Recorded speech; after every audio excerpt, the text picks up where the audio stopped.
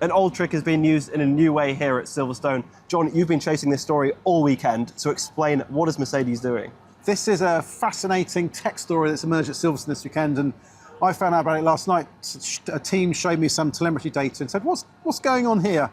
It was Kimi Antonelli's second place lap in sprint qualifying on Friday.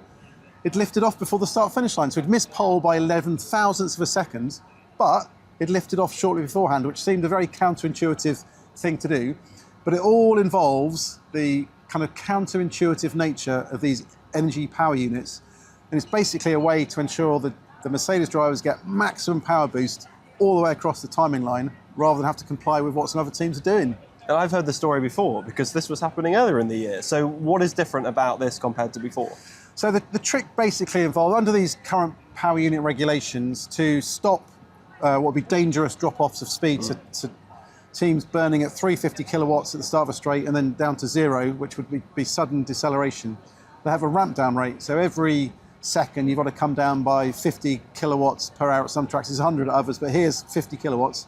So it's called a ramp down rate. The trick earlier on in the year was that you run at 350 kilowatts max, and then you could shut down the MGU-K, which meant you didn't have to comply with ramp down. Mercedes was doing this, Red Bull was doing this, but this was causing some problems of cars being left without battery, being very slow on the in-lap after qualifying laps. Stopping on track happened in practice in Japan. FIA discussed with the teams and felt that this wasn't safe. There was a big risk of there being collisions or crashes. So basically told teams, you can't do this anymore. We know the regulations allow you to have this 350 kilowatts and shut the MGK down, but you can't do this for performance anymore. Only be for absolute genuine emergencies. So told the FIA, told the team, that they've got to stop. It can't carry on. Fast forward to here, it's the same trick. So you can run at 350 kilowatts all the way up to nearly up to the line, but rather than shutting down the MGK, basically the drivers lift off the throttle. That complies with the regulation that allows the ramp down to be ignored if a driver's lifting off the throttle. And that's exactly what Kimi Antonelli's been doing, exactly what George Russell's been doing, and it's been delivering a lap time benefit you can see on the data. And what is that benefit compared to before? Is it more powerful this time, less powerful, and how much difference is it actually making? So the previous trick, it often depends on track layout, it's probably worth 0.05 to 0.06 seconds. It doesn't sound like a lot for such a complicated trick, but this is Formula One. It's a sport of marginal gains, and it's a lot of 5 elements or 10 elements of 0.05 can be the difference between rows on the grid. So teams are pushing on this, teams are chasing on this. This is exactly what Mercedes has done. This current way of doing it offers virtually the same benefits.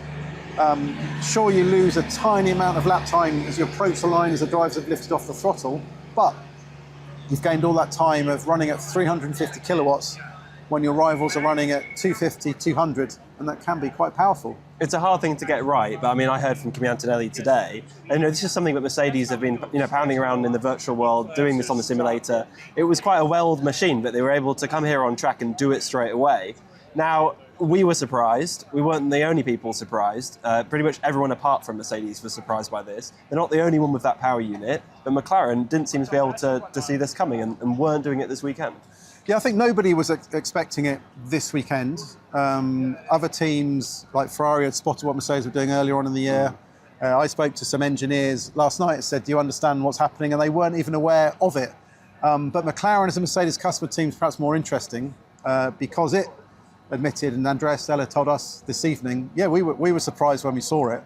But it's part of that ongoing kind of dialogue and way that relationship with Mercedes has worked, that they are independent teams. The works team is working for itself. If it finds gains and advantages, it doesn't have to tell others what it's doing, it doesn't have to tell them what its deployment plan is. But for McLaren, the way it's working is often just needs to ask the right questions. If it had known about this before the weekend, it probably would have been told, yeah, you can do this, but if it didn't know about it, it can't ask about it, it's got to find out about it. Yeah, it's frustrating with McLaren because it hasn't decided pole position today, but it has made quite a lot of differences. I mean, you were looking through the full speeds and stuff compared to the Ferrari, and it was making a significant difference, wasn't it, for Antonelli versus Leclerc? Yeah, if you look at the telemetry data, it's quite interesting. So Leclerc and Antonelli's laps very, very similar almost around the entire lap, and they arrive at the off Vale Straight into the club chicane around the left-hander. Virtually nothing in them, 0.006 seconds at the minimum, so it's barely anything between them. And everything changes on the way out as they get on the power. You can see in the traces that Antonelli comes off the corner much faster, as that use of that 350 kilowatts is much better. He reaches a peak of 253 kilometers an hour at the absolute peak. And at that moment, Leclerc's doing 240. So there's a 13 kilometer hour speed difference there. Kimi's speed then rolls over as he lifts off the throttle, and they both cross the line 248 kilometers an hour. So that advantage basically remains all the way to the line. In terms of lap time, that 0.006 has expanded to 0.175 at the line. So if, in basic terms, you think, well, this has made all the difference. Yeah. But actually, I spoke to someone at Mercedes about this evening. They say there's a finite amount of energy you've got anyway, and they are burning more energy by running at 350 kilowatts for all this. And if they weren't doing it, if they were in ramp down, it would all have been calculated, and the extra power would have been deployed somewhere else. So it's not as simple to say it was worth 0.175, but it makes a difference. And all these things add up, because yesterday could have been all the difference between Kimi getting pole position and not getting pole position. And this track, I'm told, isn't one of the greatest tracks for employing this trick, but Hungary, the Hungaroring with a tight final sequence, quite a long run to the timing line, could be much more powerful there. Not great for any rivals Mercedes, is it? And that must be the top of the homework list for McLaren to work that out, because at least I guess, they have got the same power unit, although a slight step behind, obviously mainly to reliability. I guess one of their main objectives now is to make sure that in Hungary, I guess, they're able to do similar things and match what Mercedes is doing. Yeah, I think it's just understanding the exploitation of a power unit, how you deploy, where you deploy, and it can't be equal across all cars, because these cars behave in different ways, different downforce levels, different aero balance, different mechanical balance. I think one thing we've learned this season is that small differences, even how the car behaves through a corner, so if it's going slightly faster, it uses less energy coming out. If it's sliding or the rear wheels are spinning, you're burning more energy, you're potentially not harvesting as much, and that can impact your speed at the end of a straight. They're very complex cars to understand the performance. So what works for Mercedes, works team, doesn't necessarily work for McLaren, doesn't necessarily work for Alpine. It's not all transferable. But there are certain elements like this qualifying trick, like understanding that the avenue is open to program the system so it can do this, that if you don't know about, you can't go and sort it out yourself. But from what I understand, now teams are aware of it, they'll be looking into it, they will evaluate it, and if they decide that there is a benefit from there, whether it's 0.05 seconds, whether it's more at somewhere like Hungaroring, they'll be doing it. Yeah, we're 9 races into the season, and to me it's clear that there is still that big disparity between factory and customer team. Mercedes is doing everything right at the moment. I think that's why they're, won every race basically apart from one Grand Prix. It's why, Ferrari, Red Bull, McLaren have all kind of interloped to being able to challenge them.